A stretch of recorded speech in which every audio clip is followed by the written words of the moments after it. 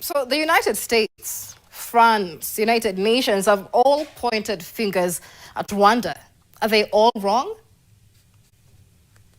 Well, they have failed to understand what the real causes of the conflict are. If they had, this would have been solved a long time ago. The government of the DRC, actually, they should be compelling the government of the DRC to get rid of the FDLR, to dismantle that group, to remove it from its army. Yolande Makolo, Rwanda's government spokesperson, recently appeared on NTV Kenya to deny Rwanda's involvement in the M23 conflict in the Eastern Democratic Republic of Congo, DRC. In this critical analysis, we examine her claims and explore the inconsistencies and contradictions in her statements about Rwanda's proper role in the ongoing crisis.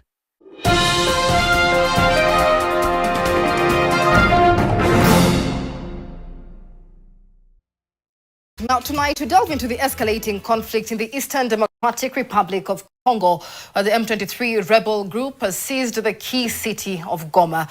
The Congolese government, backed by UN reports, has accused Rwanda of arming and supporting M23, a claim Kigali has consistently denied. But with increasing reports of Rwandan troops allegedly crossing into DRC and Rwanda's own security concerns about the FDLR, the question remains, what is Rwanda's real role in this crisis? Tonight, we speak with Yolande Makolo, the Rwandan government spokesperson, to challenge Rwanda's denials and press for clarity. Yolande, good evening and many thanks for joining us on NTV tonight. Now, Rwanda has repeatedly denied backing M23. However, UN reports, eyewitness accounts, and even drone footage reportedly shows Rwandan troops operating in eastern DRC. So if Rwanda is not involved, why does so much evidence say otherwise? Rwanda is involved in as far as we are defending ourselves and ensuring that the conflict in eastern DRC does not spill across over to our country. And we have had this defensive posture, heavy deployment along our western border because of a real threat from the DRC, not only of the fighting, of the government fighting its own people, that's the M23, but also the threat of the FDLR, genocidal militia, that is fighting alongside the government of the DRC, the government forces. This is a militia group that was involved in genocide here, and they have stated that they want to come back and finish the job. We cannot allow that. Right.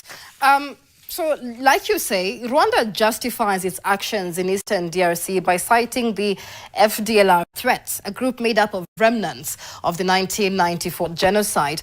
However, UN reports indicate that the FDLR is much weaker today. So is this truly about Rwanda's security or just a convenient justification for the military presence in Congo? First of all, if it was a pretext, as the Congolese government likes to say, then they should get rid of it. Get rid of the pretext so that we do not have that security threat. Number two, the FDLR has been preserved in the DRC for the last 30 years. They are more powerful and more lethal now than ever before, precisely because the Congolese government has been financing them and arming them and has integrated the FDLR into the Congolese army. So this is what we are up against. The UN knows this very well. MONUSCO has been in the eastern DRC for more than almost 25 years now. They went there originally to neutralize these armed groups, including the FDLR, and they have failed miserably to do so. So maybe this is their pretext for their failure to pacify eastern DRC. And the result is that this area is more dangerous now for us and for the Congolese than it has ever been. So the United States, France, United Nations have all pointed fingers at Rwanda. Are they all wrong? Well, they have failed to understand what the real causes of the conflict are. If they had, this would have been solved a long time ago. The government of the DRC, actually, they should be compelling the government of the DRC to get rid of the FDLR, to dismantle that group, to remove it from its army, which is what the UN and all these other international community partners that have been involved here should have been doing in the first place, and then also ensure that that the Congolese government does not continue to systematically persecute their own citizens. This is the community from which the M23 originates, the Congolese Tutsis who live in Eastern DRC, who have also been decimated by the FDLR. So I think all these accusations against Rwanda are a distraction, and it just prolongs the conflict and just ensures that people continue to suffer and that this conflict is not resolved. If the FDLR is such a threat, why is Rwanda seemingly more focused on M23's advances as opposed to working with regional forces to neutralize the FDLR? We would love to do that. And we have done that in the past together with the Congolese army. We have worked together to go after the FDLR in the DRC. There are other countries in the region that are doing the same. The Uganda is fighting the ADF ISIS-affiliated group in another province in DRC. We would want to collaborate with the government of DRC to neutralize this group, but the government of DRC is actually empowering them, is financing them, and is fighting alongside them to kill and persecute their own citizens. That's the communities from which the M23 come from. We're not focused on M23. The M23 is fighting their own fight. They're fighting for their own survival and their right to live on their land safely without being discriminated against and without being subjected to the ongoing ethnic cleansing. What we are interested in is keeping Rwandans safe and ensuring that our borders are not violated by the Congolese army or the FDLR or many of the other 200 plus militias that are roaming Eastern DRC. That is our interest in this conflict. All right. We've been asking for a political solution to this conflict for years, we intend to pursue this path because we know there's no military solution to this. We've seen M23 grow stronger. They've taken key towns like Goma. They've downed a Congolese military aircraft, and we've seen many analysts say that this would not be possible without external military support. Now, just recently, Yolanda, President Kagame visited Turkey. Then there was claims that Rwanda has received military supplies from Turkey, which have allegedly ended up in the hands of M23. Can you categorically deny that Rwanda has supplied any arms directly or indirectly to the M23 rebels? Every country buys arms from many different countries, including the DRC, including Kenya. That's the right of every country to defend itself and build up its army. So there's no arguing about that. The number one supplier of weapons to the M23 is actually the Congolese army. With every battle that they fight with the M23 and lose, they abandon huge amounts of weaponry and equipment to the M23. So this is how the M23 has been able to accumulate a significant amount of weapons, because they fight their government and they win these battles. All right, so we have a heads of state meeting, an emergency heads of state meeting. We had EAC and SADC leaders meet before this meeting. What are we expecting from this meeting? What do you expect EAC to tell SADC especially? Rwanda welcomes this joint summit. It's been a long time coming. It should actually have happened much earlier, when the DRC kicked out the East African Regional Force that was made up mostly of Kenyan troops. This was a peacekeeping force that was standing between the M23 and the DRC government, and that had allowed for a ceasefire and for political dialogue. President Tshisekedi kicked out the East African Regional Force and brought in the SADC force, which is an offensive force, because he wanted to pursue a military path. That has now disintegrated. It has failed. So we're happy that the joint summit is happening tomorrow. We look forward to this. We hope that the leaders of our regions will address very serious security concerns, including dismantling of the FDLR and ensuring that the Congolese Tutsi community is protected and that Congolese Tutsi refugees that are scattered on all of our region, including more than 100,000 in Rwanda, are able to safely return to their homes in Eastern DRC. All right, and Yolande, finally, we've seen recently that Rwanda's mineral exports, particularly in coltan and gold, have significantly increased. This despite the country not having large deposits of these minerals. Meanwhile, we've seen the M23 rebels taking over mining areas in DRC that are especially rich in coltan and gold. Can you categorically state that none of Rwanda's mineral exports originate from illegally mined Congolese resources? I can categorically say that this accusation of mineral interests is displaced. It is displaced and it is insulting. The M23 is fighting for their lives. Rwanda is protecting our borders and ensuring that our people are safe.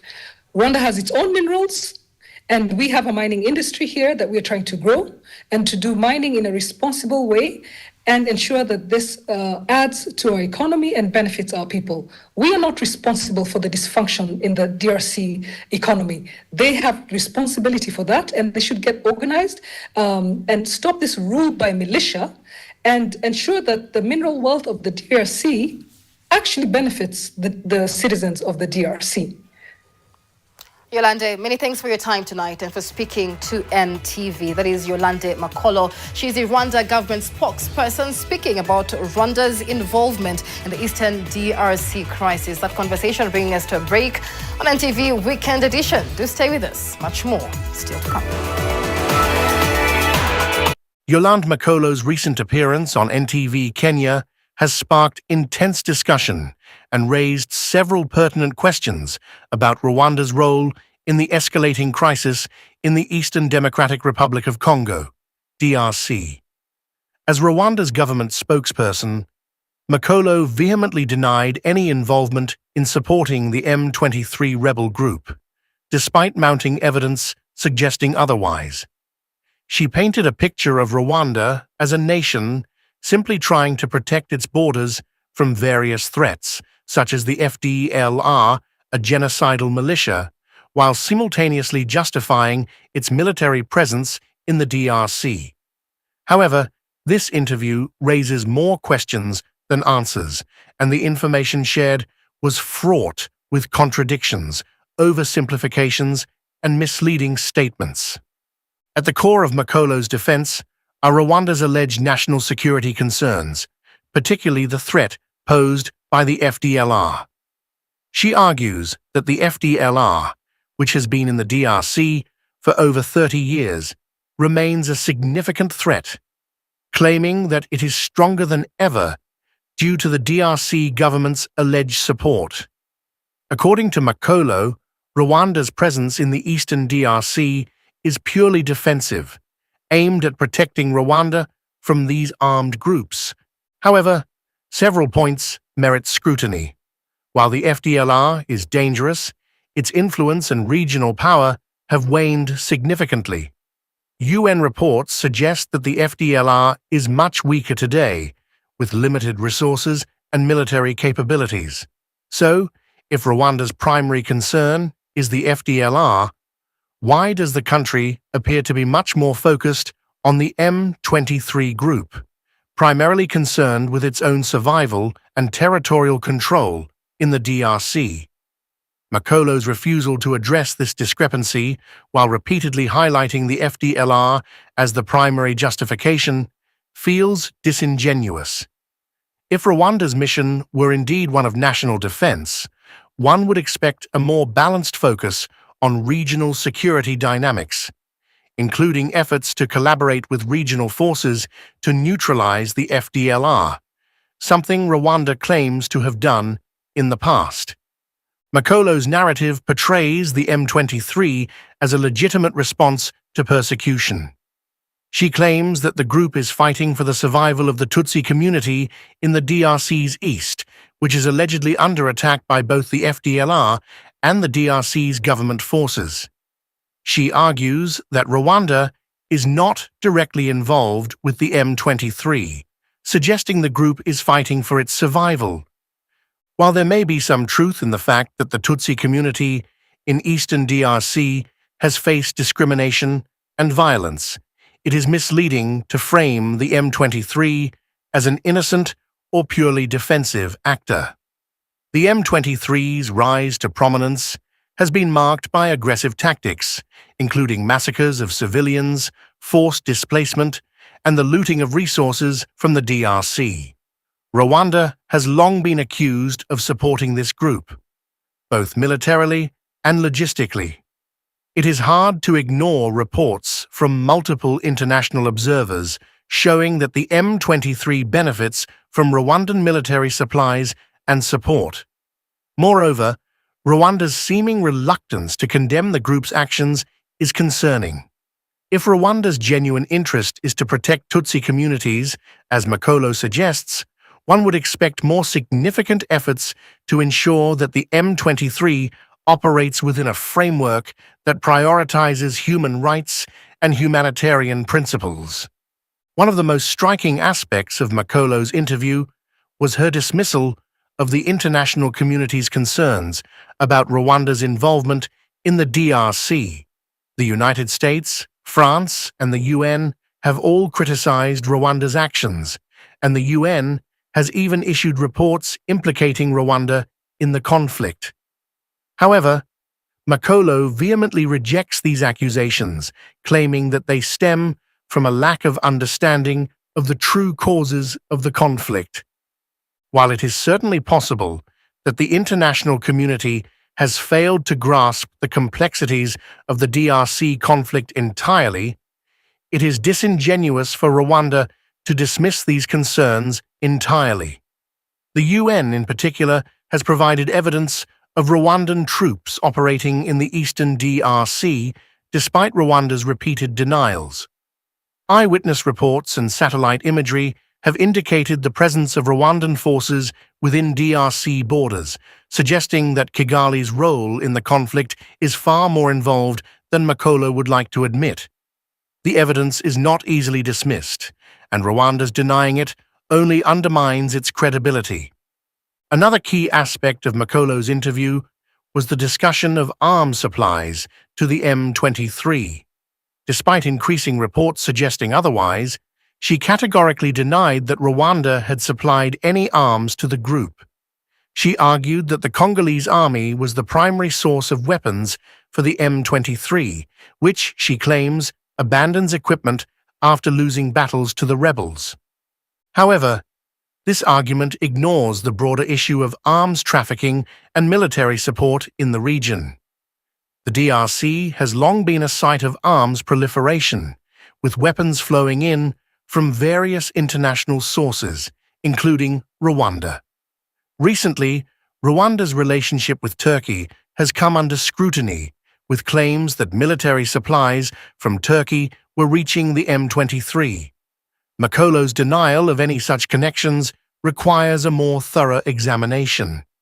As much as she attempts to deflect these allegations, Rwanda's geopolitical interests in the region, particularly regarding mineral resources, cannot be ignored as a potential driving force behind such military support. A particularly contentious point in Makolo's interview was her response to questions about Rwanda's role in the DRC's mining activities. In the DRC, Rwanda has been accused of benefiting from the illegal extraction of minerals, particularly coltan and gold. These minerals are crucial to the global electronics industry, and control over them has long been a point of contention in the region. Makolo categorically denied these allegations, asserting that Rwanda mines its resources responsibly and does not illegally exploit DRC's wealth. Yet, the evidence surrounding mineral extraction in the region tells a different story. Reports have shown that Rwanda's mining industry is heavily intertwined with the conflict in the DRC, with M23 rebels reportedly taking control of mining areas rich in these minerals. Rwanda's increased mineral exports particularly coltan and gold, have raised eyebrows, especially considering the country's lack of significant mineral deposits. The allegations are serious, and Makolo's outright denial of any illegal activity in this regard is far from convincing. Given Rwanda's geopolitical interests in securing access to these minerals, accepting her reassurances at face value is difficult. Yolande Makolo's interview with NTV Kenya reminds us of the complexities and contradictions surrounding Rwanda's involvement in the DRC conflict. While Rwanda's national security concerns are valid, the country's role in the region's instability cannot be overlooked. Denying Rwanda's support for the M23 and dismissing the international community's concerns only perpetuates the conflict, ensuring that the suffering of innocent civilians continues. Rwanda must take responsibility for its actions and engage in honest dialogue with the DRC government and regional stakeholders to contribute to peace and stability in the region. Transparency and accountability are essential if the cycle of violence is ever to be broken. Until Rwanda acknowledges its role in exacerbating the crisis, it will remain an impediment to the peace and security that Eastern DRC desperately needs. This critical review has examined Yolande Makolo's claims, challenging her narrative and providing a more nuanced perspective on the situation in the DRC. The stakes are high, and the need for accountability is more significant than ever. Only time will tell whether Rwanda will prioritize peace or continue pursuing its interests at the expense of regional stability.